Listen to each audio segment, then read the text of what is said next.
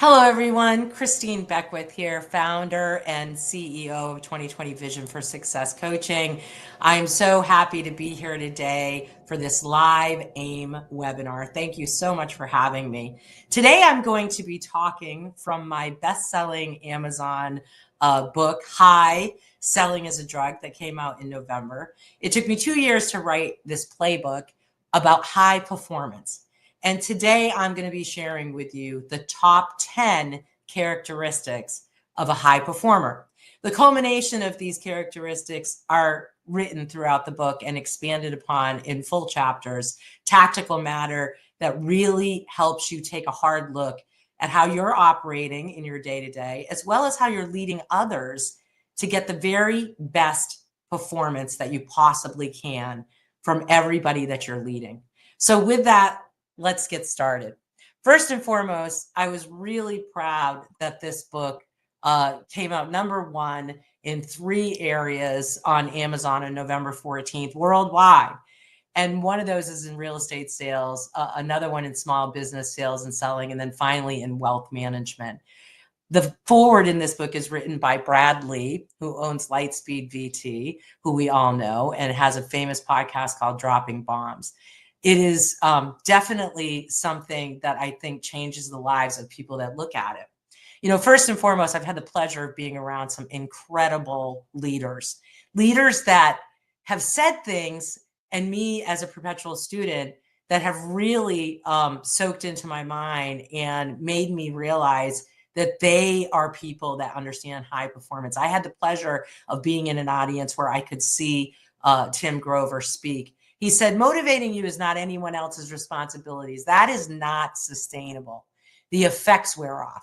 It is found in breaking through your own ceilings and pushing beyond your known limits until it changes the way that you think. As you know, Tim Grover was the performance coach for Kobe Bryant and Michael Jordan. And so he knows a little bit about working with high performers. And I found that quote really awesome. And it's true. We are trying to also here at 2020 Vision, when we're working with professionals, help them understand where that breakthrough lies. So with that, let me get started with the top 10 traits. It's not going to surprise you that the book opens up with a chapter called The Grind. And from that, I am telling you that the #1 trait is that high performers grind. The Urban Dictionary says to grind is to work your ass off to get shit done. Grinders don't quit before they reach their goals. Grinders have hard work ethic, and business requires us to grind. In this particular chapter, and what I know about high performance is that people that can lock themselves into focused high selling, and that means having the ability within their workday to primarily focus on money-making tasks, understanding what is the most important focus level in their day, their ability to stick with it, to face rejection even, and to be able to overcome people's objections and educate them on the best way forward for their financial literacy and their home savings and all of those things. It has been my experience in leading other people and being a national leader for 2 companies spanning 24 years with hundreds of originators and hundreds of branch managers, that the very highest performance come out of those people that can lock themselves down and really grind to focus on high selling. And so I ask you that rhetorical question today. Are you able, when you're seated every single day, to focus on the money-making tasks that you need to perform to get the greatest ROI? #2 is they're hooked on selling. They have a hardcore love and passion for what they do. The bug drives them. They are addicted to their work.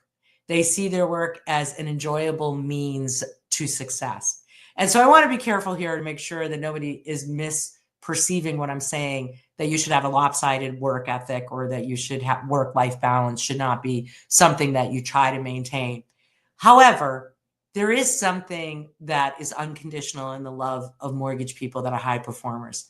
There's a love-hate relationship that goes on with all of us with the hard work that it takes to be an expert in our field.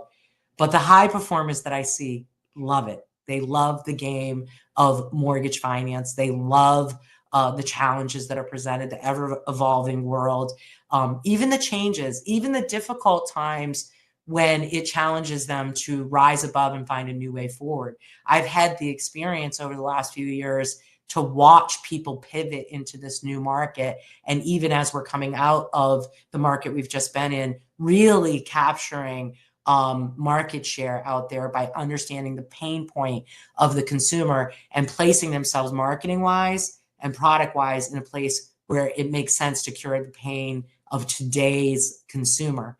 And that really takes somebody that loves what they do.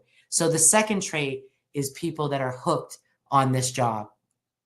I had the good fortune to have Les Brown, who is an international evangelist and world-renowned motivational coach that I'm sure all of you know, write the opening and forward of my book, Finding Honor, The Journey to the Truth. I will quote him here as he says, I have to demand more of myself, continuing to reach for more. When we stop challenging ourselves, we die. And that particular book was about success not being linear, and that there isn't a white picket fence in our success stories, that there are a lot of pitfalls. There are a lot of places that we have to overcome, and persistence and perseverance personally, as well as professionally, to reach that highest place of return. For me, this sentiment is about focusing on happiness, and also focusing on understanding the tricky terrain that you have to take forward. So getting on with number 3, it's not going to surprise you that in high performance, they seek and sustain excellence. So the people that are high performers, they want to reach the mountaintop. They look for the answers to succeed and they apply them with immediate action. They do not hesitate in taking action, even if pragmatic in risk-taking. They possess a fight to win or succeed mentality. And so if you've ever sat down hard from something that's difficult and it stunned you and made you sit for a minute, kind of stung in the moment, we've all been there in this market, and we've all been there in our careers, also in our personal lives. It's kind of then that we're processing what it takes to go forward. It is also the place where we see people quit. It's the place where we can stay stuck in that sat down position and really be challenged. And I do not mind admitting to all of you watching this that I've had many of those times in my career and also in my personal life. And I've stayed sat down at times, finding my way forward. But one of the traits of a high performer is they will eventually stand back up and they will fight. And usually when they get back up on their feet, the tenacity level to fight forward is amplified by the hesitation, kind of like a slingshot, kind of like that effect of pulling back and slowing down to go forward faster. If you're a high performer, you think of it that way. You don't look at your setbacks as an dead end road. You don't look at the downfalls as a permanent location that you're going to stay stuck, but rather just a spot where you're going to gather energy and fight to go forward. And we're kind of in one of those moments right now. I see high performance occurring in 2025 right now. And I see that high performance performing because loan originators, broker owners in our space, they understand that the way forward is to help homeowners out of their high debt and their low cash position, even with a higher interest rate than they may have gained in the past market. That pain is so prevalent today for homeowners that is the marketing that high performers are doing. And they're setting them up to clean up their financial risk position so that when really low rates come in the future, they're in the best possible position to get the lowest possible rate. So this really becomes a 2-transaction market. And that is what I see high performers doing, is seeking the excellence in this market and not waiting for past markets to return. Number 4, they can still win when running on thin treads. This might sound really familiar to you too. We get exhausted. This body that we work with gets exhausted. I don't mind telling you that in this book, we go into the daily routines and health regimens of high performers. Just like in professional athleticism or sports that you watch, they're spending their free time in the gym. They're eating healthy diets. They're managing vices. They are controlling sleep. patterns, and they are paying attention to the engine that runs their business, even mental health. And so I urge you to look at this chapter, should you get the book, and really dive into what we say here, because it won't surprise you that writing and reading and speaking are three things that can lend to mental strength and overall help for you to maintain your health.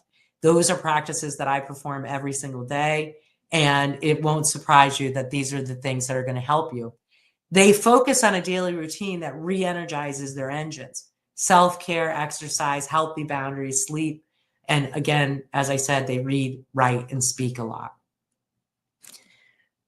Here's a picture of me on Good Morning America. I had the good fortune of having my book, Clear Boundaries, promoted and handed out to the studio audience. I love sharing this picture, not to toot my own horn, but to rather tell you that in high performing, you need mentors. And the beautiful thing about my life has been that mentors showed up in my life as a young child. In grade school, I had an English teacher in the 4th grade who had come forward and told me I had a special writing skill. She would actually encourage me to begin writing for the then Cricket magazine, which will age myself, but it was the magazine for children before Scholastics. And I was published multiple times in that magazine in the 4th, 5th, and 6th grade. Had I not had a mentor that told me I had these writing skills, I would not have taken to pen and paper as an adult and written books. This particular book that you see is very important to me because it is dedicated to two of my colleagues that were murdered over the span of 30 years. One in the first year that I was in the banking industry, and one in the very last years that I was in senior leadership.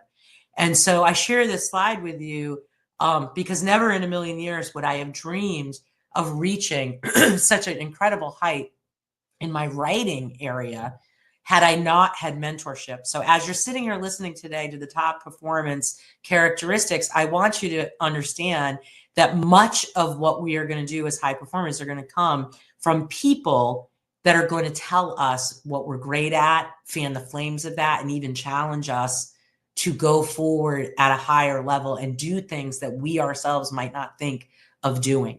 And so I love sharing those stories. Number 5, they don't lose success when they reach it.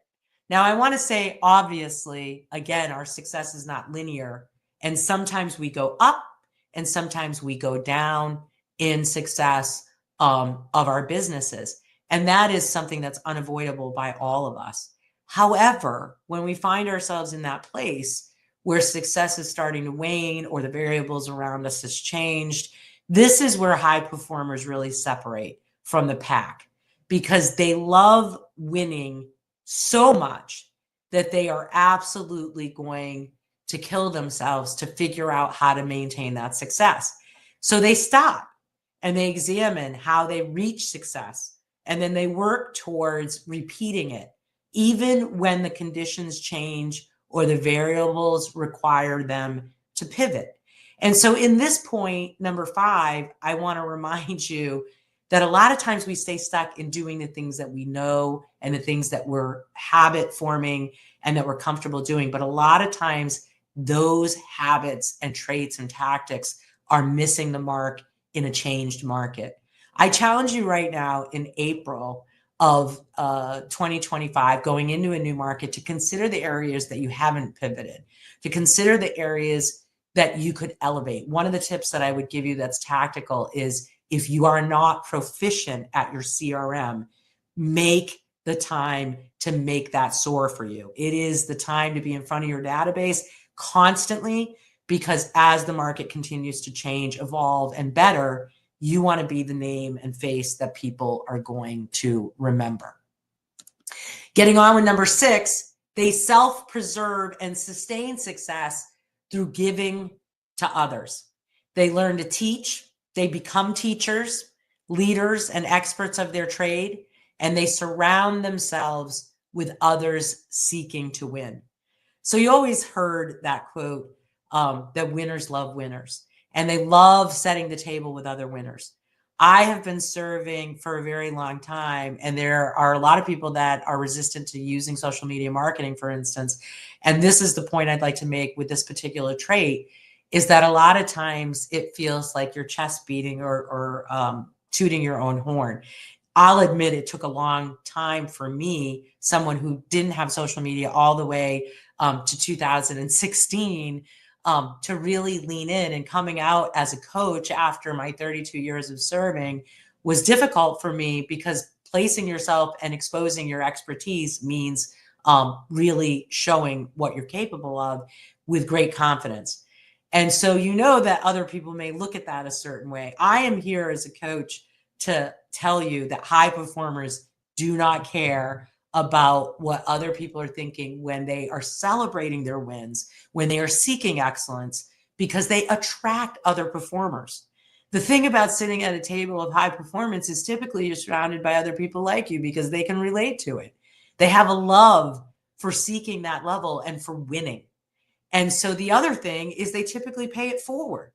And I can tell you that if you want your cup filled, and you want to feel better about yourself, if you want to get excited and passionate about your business, teach what you do to others. Because one of the greatest things that I do for myself every day is pour into communities like AIME and all of you in this mortgage space, because I have a love for all of you and what it is I do. And I get so much ROI from teaching that is then used as fuel for my own business and my own selling. In my own way, it's making me high by doing that. Moving along, here's a picture of me with Gary Vaynerchuk.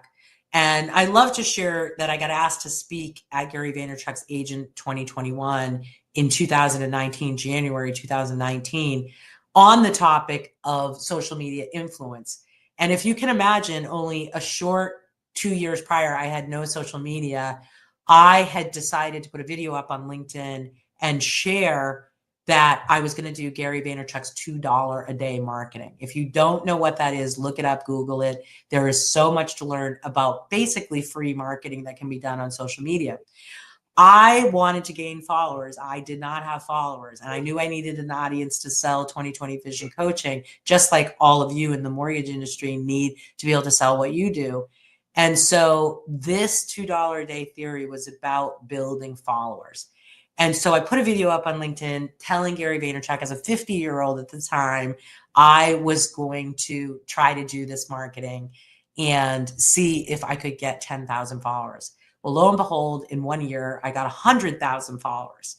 And so he recognized that and rewarded me for that by putting me on his stage with some incredible international influences, including people like John C. Tolbert, the marketer and manager at Four Seasons Hotel.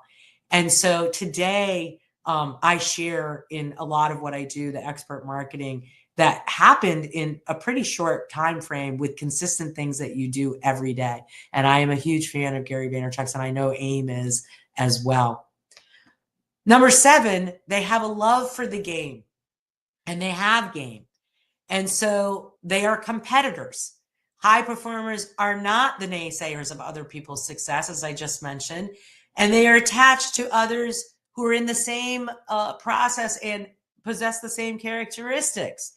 And so I don't know where I was in my career when I realized I was a competitor, but early on when I saw first reports as an originator and I wasn't at the top of the ranks, it bothered me. And I wanted to get to the top of those public ranks. In this chapter in the book, I lay it out with no apologies to leaders on what it takes to push high performance to its absolute peak. And yes, it's not going to surprise you that it means getting people up on their feet and swinging. There's a saying called pulling punches. And sometimes that means getting people to fight. And it might seem antagonistic or controversial, but as a coach and as a leader of salespeople for all of my career, I have been able to get the very best breakthroughs from people that I saw great potential from by pushing them when they were really thinking they had hit their ceiling. And so that is what I can do for people. And that is what leadership should do for people when they see potential. Making your good great is going to require somebody else. I don't care who you are. And you can seek the highest level athletes in any sport you love. And they're going to tell you that somebody behind the scenes is pushing them when they're ready to quit, when they've laid their best game down. And none of us will ever know our greatest potential in high performance until somebody comes along and does that. I've been fortunate enough to have those mentors who are mentioned in high through in between the chapters of this book, and my whole career of leaders that showed up to kind of poke me in the shoulder when they knew I had greater potential and then get me up on my feet swinging. So are you a competitor? Because that's what it takes for high performance. Number 8, they want status. They are competitors. They like numbers and rankings. They aren't afraid of the pecking order, and they seek it to be at the top of it. And they aren't deterred by the climb.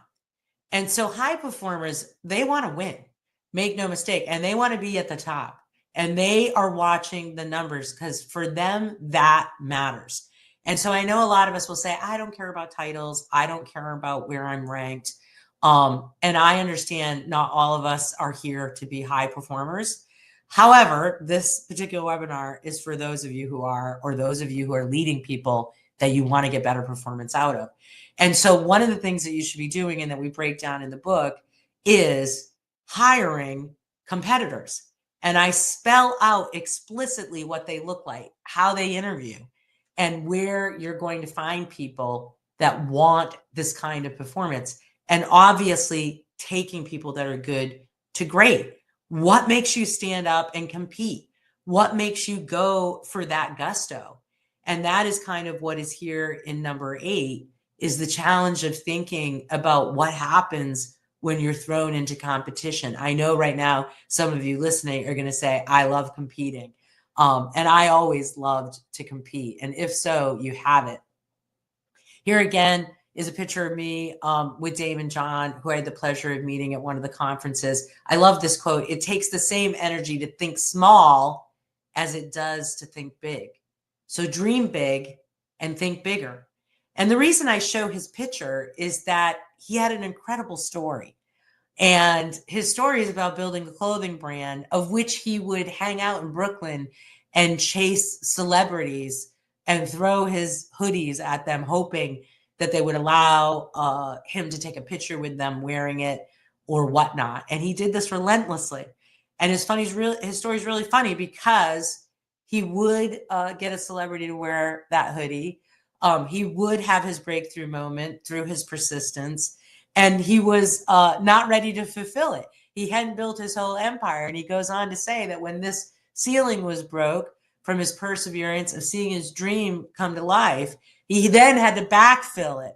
And that reminds me so much of the mortgage industry. We've had so many times that there's been an influx of business that we've had to hurry up and then hire operations to fulfill. Sometimes it's not our own doing. Sometimes it's the dropping of interest rates or other things. Another thing that comes to mind is when President Obama lowered the mortgage insurance premium by 0.75. There was like a 40% uptick in volume overnight, and it pushed everybody to hire quickly. It was a wonderful problem to have. But the point in high performance with this story is it takes continued chase of your dream. It takes you believing so much in what you have to offer and what you want to achieve in your goals that no matter what it takes, you're going to continue to show up and you're going to do it every single day. Number 9 is they like to win. I've said it repeatedly throughout this. They understand it will be hard work to get a win. And when they win, they want to win again. And they want to be a consistent winner. In my first book, Wise Eyes, See Your Way to Success, I open up with a story when I was in the 6th grade about becoming the student council president. I had gone to an assembly where I learned the democratic process, and I had a principal who had called me to the office after the session. I had not signed up, and he said and asked why I had not signed up. And I had said at the time that I didn't have any money. I didn't think I was that popular. And I really didn't know what it took to be the president of the student council. For what it's worth, this man saw potential in me. And to be called out in an entire grade school, I thought it was really great to have that type of mentorship. Again, throughout this book, I talk about mentorship, and the person that showed up in my story that believed in me and gave me the confidence to try something. And so he would teach me what the democratic process was. He gave me the belief that I could do it. And I went to hard work at that age, doing signs with all my friends on the playground, and soliciting votes for my win. And I won. And I drew upon that win, that single win at that age, for the rest of my life. I would use it again when entering high school and going into college prep against my parents' wishes to have me be in business prep, seeking scholarship for college. And that story ended in a win after 4 hard-fought years of me getting to go to college on scholarship because of learning what I needed to do, having someone believe in me and mentor me and giving me the confidence to do so.